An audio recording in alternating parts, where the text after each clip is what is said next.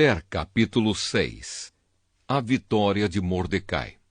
Naquela mesma noite o rei não conseguiu pegar no sono. Então mandou buscar o livro em que se escrevia o que acontecia no reino e ordenou que os seus funcionários lessem para ele. A parte que leram contava como Mordecai tinha descoberto o plano para matar o rei, plano este preparado por Bigtã e Teres, os dois eunucos que eram guardas no palácio. Aí o rei perguntou: que homenagens foram prestadas e que prêmios foram dados a Mordecai por ter feito isso? Nada se fez a esse respeito, responderam os funcionários. Justamente nesse instante, Amã entrou no pátio que ficava ao lado dos quartos do rei para lhe pedir que mandasse enforcar Mordecai na forca que ele, Amã, havia mandado construir. O rei perguntou: quem está no pátio? É Amã, responderam os servidores. Mandem que entre, ordenou o rei. Amã entrou e o rei lhe disse: eu quero ter o prazer de prestar homenagens a um certo homem. Diga-me, o que devo fazer com ele? Amã pensou assim: quem será esse homem a quem o rei tanto quer honrar? É claro que sou eu. E Amã disse ao rei: mande trazer as roupas que o Senhor usa e também o cavalo que o Senhor monta, e mande colocar uma coroa real na cabeça do cavalo. Então, entregue as roupas e o cavalo a um dos mais altos funcionários do reino e ordene que ele vista as roupas no homem que o Senhor deseja honrar. Depois, que ele leve o homem montado a cavalo pela praça principal da cidade e que diga em voz alta o seguinte: é isto que o rei faz pelo homem a quem ele quer honrar. Então o rei disse a Amã: vá depressa e pegue as roupas e o cavalo e faça com o judeu Mordecai tudo o que você acaba de dizer. Ele costuma ficar sentado na entrada do palácio. Não deixe de fazer nenhuma das coisas que você disse. Amã foi, pegou as roupas e o cavalo e vestiu as roupas em Mordecai. Depois levou Mordecai montado a cavalo pela praça principal da cidade e disse em voz alta: é isto que o rei faz pelo povo a quem ele quer honrar. Depois disso, Mordecai voltou para a entrada do palácio, enquanto que Amã, envergonhado e triste, correu para casa, escondendo o rosto. Contou à esposa e aos amigos tudo o que tinha acontecido com ele. Então ela e os seus amigos, que eram tão sabidos, disseram: você já começou a perder a luta com Mordecai. Ele é judeu e você não vai ganhar de jeito nenhum. Você vai perder na certa. Eles ainda estavam falando quando os eunucos, que estavam ao serviço do rei, chegaram e levaram Amã imediatamente ao banquete que Ester tinha preparado. Ester, capítulo 7. Amã é morto. Portanto, o rei e Amã foram de novo ao banquete da rainha Ester e, novamente, enquanto bebiam vinho, o rei perguntou a Ester: qual é o seu pedido? Peça o que quiser que eu lhe darei, mesmo que seja metade do meu reino. Ela respondeu: se eu puder me valer da bondade do rei, e se for do seu agrado, a única coisa que quero é que o Senhor salve a minha vida e a vida do meu povo. Pois o meu povo e eu fomos vendidos para sermos destruídos e mortos.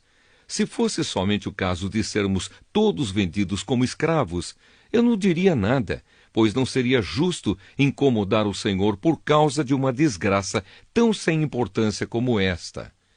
O rei Xerxes perguntou à rainha Ester: quem é o homem que está pensando em fazer isso e onde está ele?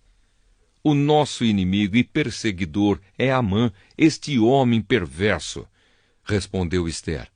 Cheio de medo, Amã ficou olhando para o rei e para a rainha. O rei saiu furioso do salão de banquetes e foi para o jardim. Amã percebeu que o rei havia resolvido castigá-lo e, por isso, ficou no salão para pedir à rainha que salvasse a sua vida. Ele se jogou no sofá onde Ester estava para pedir misericórdia, e, nesse instante, o rei voltou do jardim. Quando viu Amã, o rei disse: será que ele pretende desonrar a rainha aqui, no meu palácio e na minha frente? Assim que o rei acabou de falar, os seus servidores particulares cobriram a cabeça de Amã. Um deles, chamado Arbona, disse: Perto da casa de Amã há uma forca de uns 20 metros de altura que ele mandou construir para enforcar Mordecai, o homem que salvou a vida do Senhor. Enforquem Amã nela, ordenou o rei. Então enforcaram Amã na forca que ele tinha construído para enforcar Mordecai. E assim a raiva do rei se acalmou. Ester, capítulo 8. O decreto em favor dos judeus. Naquele mesmo dia, o rei Xerxes deu à rainha Ester a casa e os bens de Amã, o inimigo dos judeus. E Mordecai foi apresentado ao rei, porque Ester contou que Mordecai era seu parente. Então o rei tirou o seu anel-sinete que ele tinha tomado de Amã e o deu a Mordecai. E Ester nomeou Mordecai como administrador de todos os bens de Amã. Depois Ester se jogou aos pés do rei e, chorando, pediu que anulasse a ordem de Amã, o descendente de Agag, e que não deixasse que o terrível plano de Amã contra os judeus fosse executado. O rei estendeu o cetro de ouro para Ester. Ela se levantou e ficou de pé diante dele. Então disse: Se for do agrado do rei, e se eu puder contar com a sua bondade, e se o Senhor achar que o que eu peço está certo, então assine um decreto anulando a ordem de Amã, a ordem que o filho de Amedata e descendente de Agag deu para que no reino inteiro todos os judeus sejam mortos. Pois eu não poderei suportar a destruição do meu povo e a morte dos meus parentes. E o rei Xerxes disse à rainha Ester e ao judeu Mordecai: Eu mandei enforcar Amã por causa do plano que ele havia feito para matar os judeus e dei todos os seus bens a Ester. Mas uma ordem dada em nome do rei e carimbada com o anel real não pode ser anulada. Porém escrevam o que quiserem aos judeus, assinem em meu nome e selem as cartas com o meu anel. Isso aconteceu no dia 23 do terceiro mês, o mês de Sivã. Mordecai mandou chamar os secretários do rei e ditou um decreto aos judeus, aos representantes do rei, aos governadores das províncias e aos chefes dos vários povos em todas as províncias do reino, que eram 127 ao todo, e iam desde a Índia até a Etiópia. O decreto foi traduzido para todas as línguas faladas no reino, e cada tradução seguia a escrita usada em cada província. O decreto foi copiado também na língua e na escrita dos judeus. As cartas foram escritas em nome do rei, carimbadas com o anel real e levadas por mensageiros montados em cavalos, criados nas estrebarias do rei. Nas cartas, o rei dava autorização aos judeus de todas as cidades do reino para se organizarem e se defenderem contra qualquer ataque. Se homens armados de qualquer povo ou qualquer província do reino atacassem os judeus, estes podiam combatê-los e matá-los. Podiam acabar com todos os seus inimigos, até mesmo as mulheres e as crianças, e ficar com os seus bens. Em todas as províncias, os judeus tinham ordem para fazer isso no dia marcado para a matança, isto é, o dia 13 do 12º mês, o mês de Adar. Uma cópia da ordem do rei devia ser publicada como lei e ser lida em público em todas as províncias, para que no dia marcado os judeus estivessem prontos para se vingar dos seus inimigos. O rei deu a ordem, os mensageiros montaram cavalos ligeiros da estrebaria real e saíram depressa. O decreto foi lido em público também em Suzã, a capital. Mordecai saiu do palácio usando uma roupa real azul e branca, com uma grande coroa de ouro na cabeça e uma capa vermelha de linho fino. Todos os moradores da cidade de Suzã ficaram muito contentes e soltaram gritos de alegria. E para os judeus brilhou a luz da felicidade, da alegria e da vitória. Em todas as cidades do reino onde foi lida a ordem do rei, os judeus ficaram felizes e se alegraram, e comemoraram com festas e banquetes. Além disso, entre os vários povos do reino, muitos se tornaram judeus, pois agora estavam com medo deles. Ester, capítulo 9. Os judeus matam os seus inimigos. Chegou o dia 13 do 12º mês, o mês de Adar, o dia em que deveria ser cumprida a ordem do rei. Era o dia em que os inimigos dos judeus esperavam dominá-los. Mas o que aconteceu foi o contrário. Os judeus derrotaram os seus inimigos. Em todas as cidades do reino onde havia judeus, eles se reuniram para atacar os que queriam matá-los. Ninguém podia resistir aos seus ataques, pois todos estavam com medo deles. Todos os oficiais das províncias, isto é, os chefes dos vários povos, os representantes do rei e os governadores das províncias ajudaram os judeus, pois tinham medo de Mordecai. A fama dele se havia espalhado pelo reino inteiro e todos sabiam que ele tinha muita autoridade no governo. E o poder de Mordecai ia aumentando cada vez mais. Portanto, os judeus fizeram com os seus inimigos o que queriam. Mataram todos com as suas espadas. Não deixaram ninguém escapar. Em Suzã, a capital, eles mataram 500 homens. Mataram também os 10 filhos de Amã, filho de Amedata, o inimigo dos judeus. Os nomes deles eram Parzandata, Dalfão, Aspatá, Porata, Adalias, Aridata, Parmasta, Arizai, Aridai e Vaizata. Mas os judeus não ficaram com os bens deles.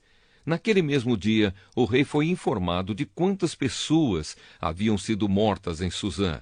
Então disse a Ester: aqui em Suzã, os judeus mataram 500 homens e também os 10 filhos de Amã. E nas províncias, quantos eles terão matado? O que é que você quer agora? É só pedir. Se quiser mais alguma coisa, eu lhe darei.